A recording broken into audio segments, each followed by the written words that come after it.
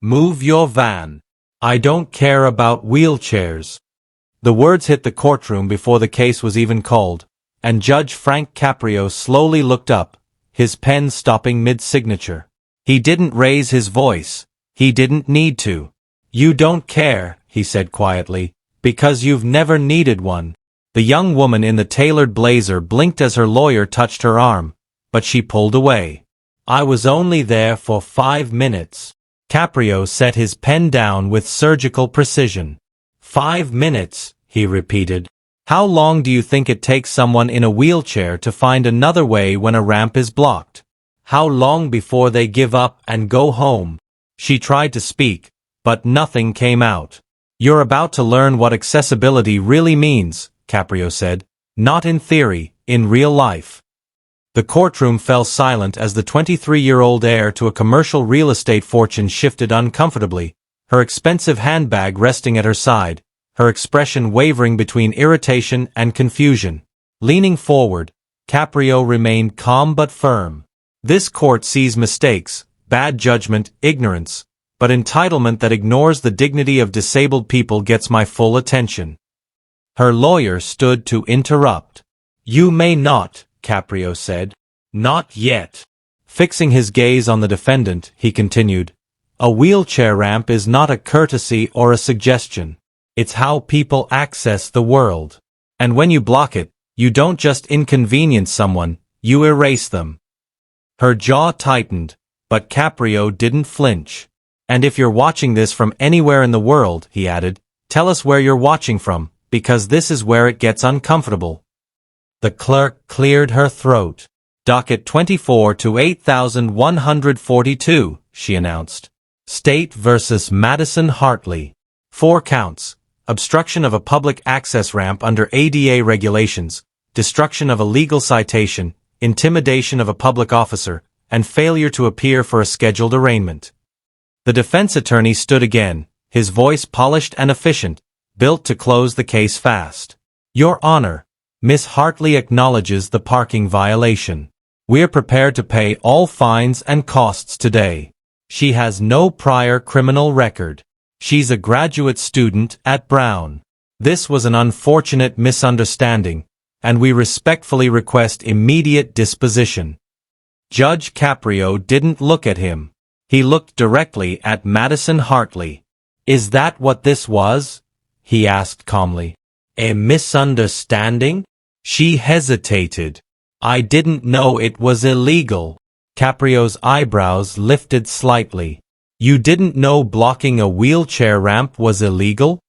She swallowed. I didn't think anyone was using it. The silence in the courtroom thickened. Caprio's voice stayed soft. You didn't think anyone was using it, so you decided it didn't matter. She rushed to explain. I was picking up a prescription. I was late. There was no parking. So, Caprio said evenly, you parked on a curb cut for 5 minutes. He paused. You keep saying 5 minutes like it's a shield, as if short time cancels real harm. Her lawyer tried again. Your Honor, Miss Hartley is willing to accept responsibility. Responsibility, Caprio interrupted, isn't a transaction. You don't pay for it and walk away. You prove it. He turned to the clerk. Was there a prior advisory? The clerk nodded. Yes, Your Honor. 11 weeks ago, Miss Hartley received a written warning for parking in a marked accessible space without proper credentials. The warning included educational materials on ADA compliance. Caprio looked back at the defendant, his expression steady. So this isn't your first time. Time ignoring accessibility law. She didn't respond. Officer Torres, Judge Caprio said, please step forward. A uniformed officer in her mid-30s approached, composed and professional. On October 23rd at 3:12 p.m., she testified, I was dispatched to the corner of Wickenden and South Main after a report of a vehicle blocking a wheelchair ramp at the northeast corner. When I arrived, I observed a white Range Rover parked across the entire curb cut. The vehicle was unoccupied. I waited 4 minutes. At 3:16 p.m., the defendant exited the pharmacy carrying a shopping bag. Madison Hartley rolled her eyes, but Torres continued evenly. I informed her that her vehicle was blocking an ADA-compliant access ramp. She responded, and I quote, "I was only here for 5 minutes." I explained that any amount of time is a violation and began issuing a citation. She took the citation from my hand before I finished, tore it in half and said, "Move your van. I don't care about wheelchairs." The courtroom froze. Torres didn't flinch. I advised her that destroying a summons is a criminal offense. She replied, "My family owns half the buildings on this block. You work for us." Madison's lawyer leaned in, whispering urgently. She shook him off. Caprio turned back to the officer. "Was anyone affected by the obstruction?" "Yes, Your Honor," Torres replied. "A man named Colin Reeves, who uses a motorized wheelchair. He waited at the corner for approximately 6 minutes because the ramp was blocked." Caprio's face remained neutral, but the atmosphere shifted. "Is there video?" "Yes, Your Honor. Body camera footage and pharmacy security footage." Caprio nodded to the clerk. "Play it." The screen lit up. A timestamp, 3:12 and 47 seconds p.m. A street corner appeared. A white Range Rover sat diagonally across a blue-marked curb cut with the International Accessibility symbol. Then, at the edge of the frame, a man in a wheelchair came into view. He stopped. He looked at the ramp. He waited 15 seconds, then 30, then 45. Finally, he turned his chair and rolled down the sidewalk, searching for another route. The footage jumped ahead. Timestamp, 3:16 and 3 seconds p.m. Officer Torres stood beside the Range Rover as Madison Hartley exited the pharmacy. The audio was unmistakably clear. "Ma'am, your vehicle is blocking an accessible ramp. I was only here for 5 minutes. Any duration is a violation. I need to issue a citation." "Are you serious? There's no parking anywhere." "Ma'am, this is an ADA-compliant access point. You can't." The sharp sound of tearing paper cut in. "Move your van. I don't care about wheelchairs." A brief pause. "Ma'am, destruction of a citation is a criminal offense. My family owns half the buildings on this block. You work for us." The video ended. The courtroom held its breath. 5 seconds, then 7, then 10. Judge Caprio looked directly at Madison Hartley. Her face had drained of color. "Still think it was just 5 minutes?" She didn't answer. Caprio turned to the clerk. "Is Mr. Reeves available?" "Yes, Your Honor. He's on the line." "Put him on speaker." A calm, measured voice filled the courtroom. "This is Colin Reeves." "Mr. Reeves," Caprio said gently, "thank you for being here. Can you tell the court what happened on October 23rd? There was a pause. When Reeves spoke again, his voice was steady, but worn. "I had a physical therapy appointment at 3:30. The clinic's on Wickenden. I left early because I know access can be difficult. I reached the corner at 3:12. The ramp was blocked by an SUV. I waited. I thought maybe someone was just dropping something off. After a few minutes, I realized they weren't coming back. I tried to find another ramp. The closest one was 2 blocks away. By the time I reached the clinic, my appointment was over. They couldn't fit me in, so I had to reschedule." Madison Hartley lowered her gaze to the table. Reeves continued, his voice steady. "Physical therapy isn't optional for me. I have nerve damage from a car accident. When I miss sessions, the pain gets worse. I couldn't get another appointment for 3 weeks. Those 3 weeks were hard." His voice never broke, but the weight of his words filled the courtroom. "I'm not angry," he said. "I'm just tired. Tired of being an afterthought. Tired of people treating ramps like suggestions." Judge Caprio sat in silence for a moment before speaking softly. Mr. Reeves, thank you for being here. I'm sorry this happened to you.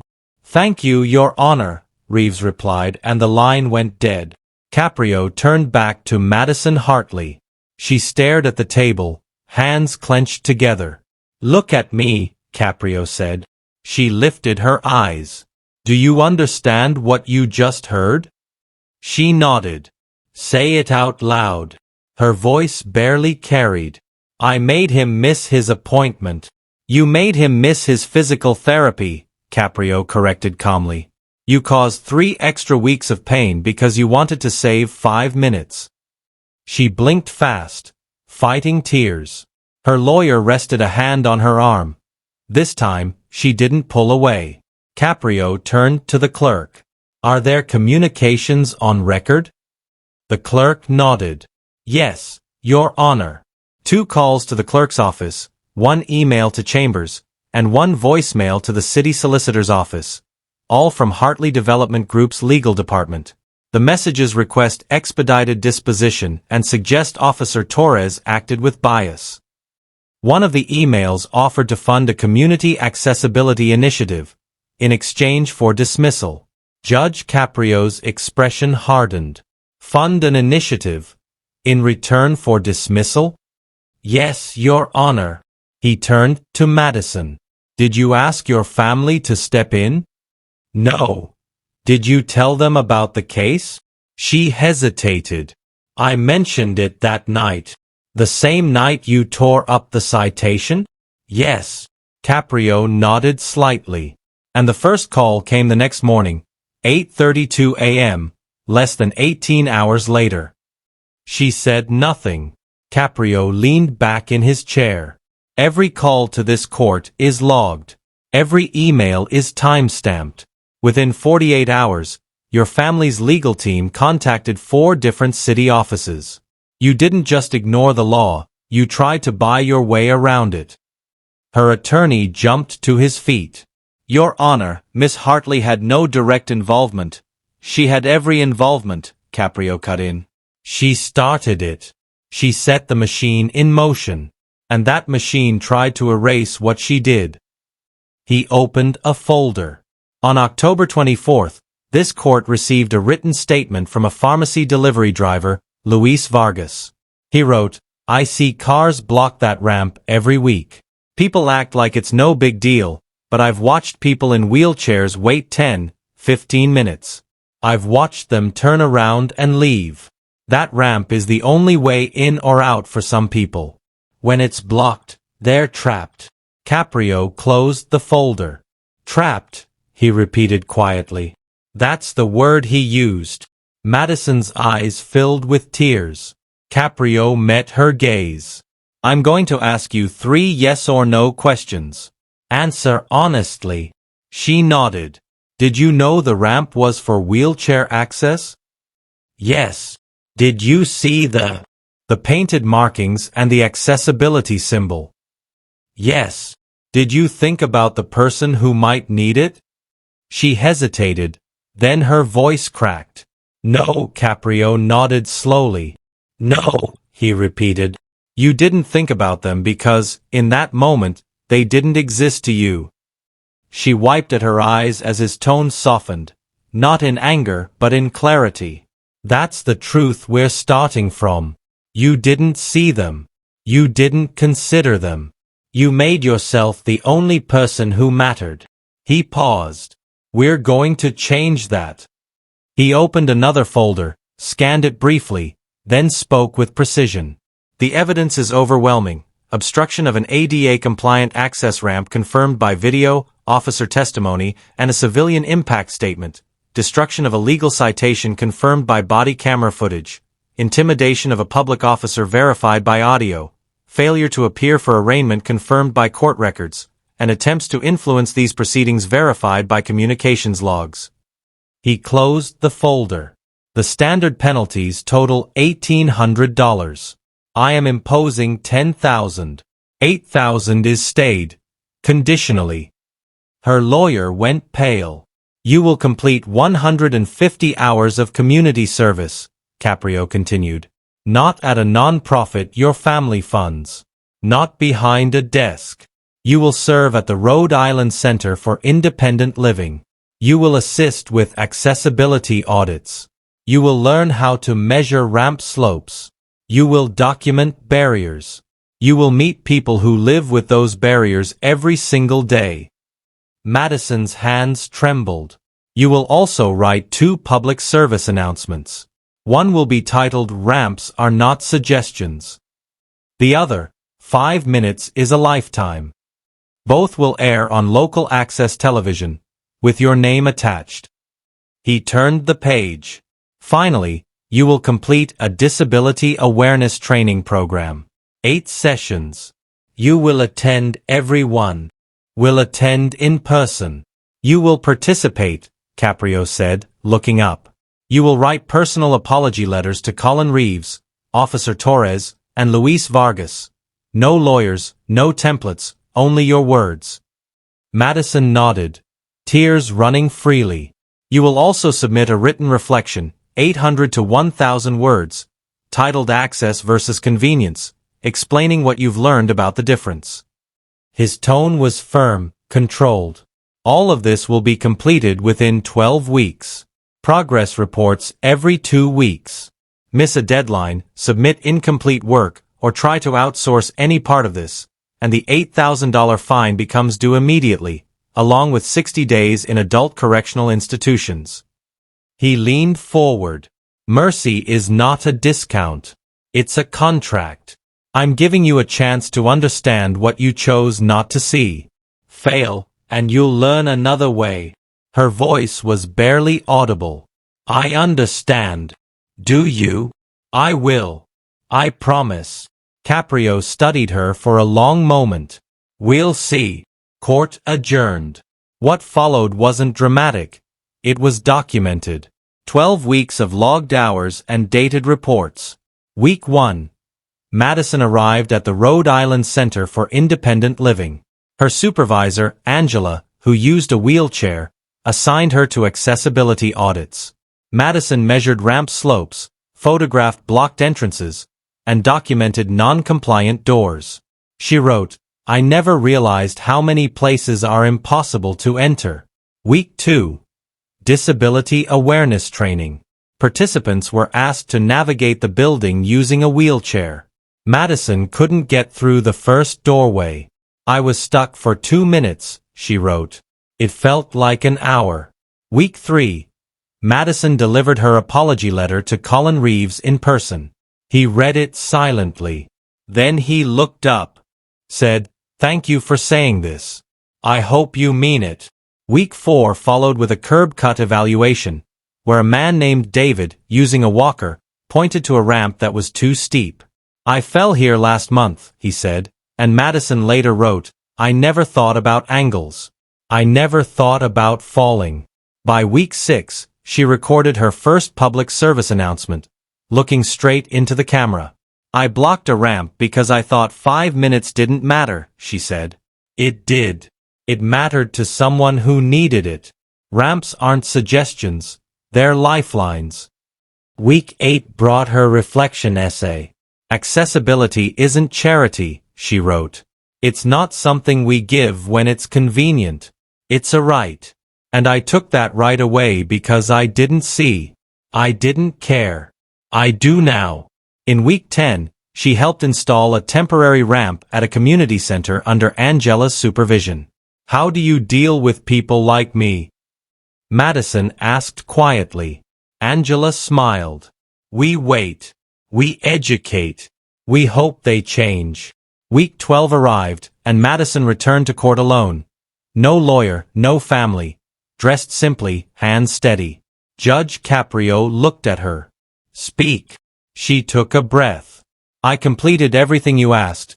150 hours, every apology, every training, every audit. I met Colin, Angela, David, and many others. They taught me what I should have understood my whole life. Her voice didn't waver. I blocked that ramp because I didn't think anyone needed it. I didn't think about Colin waiting. I didn't think about his pain. I didn't think at all. You made me think. You made me see, Madison said quietly. She paused. I can't undo what I did. But I can do better, and I am. Judge Caprio sat in silence, then spoke. The state fine is remitted. You owe $2,000, payable today. She nodded. You've completed the requirements, he continued.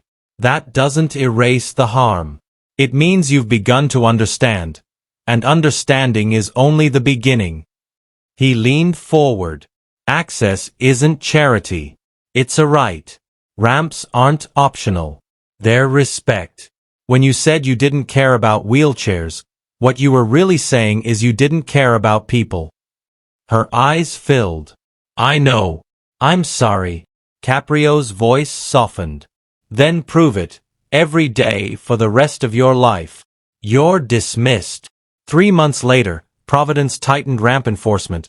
Officers received additional ADA training, and fines for accessibility violations doubled. The Rhode Island Center for Independent Living received an anonymous $10,000 donation with a memo that read, "For the ramps I didn't see."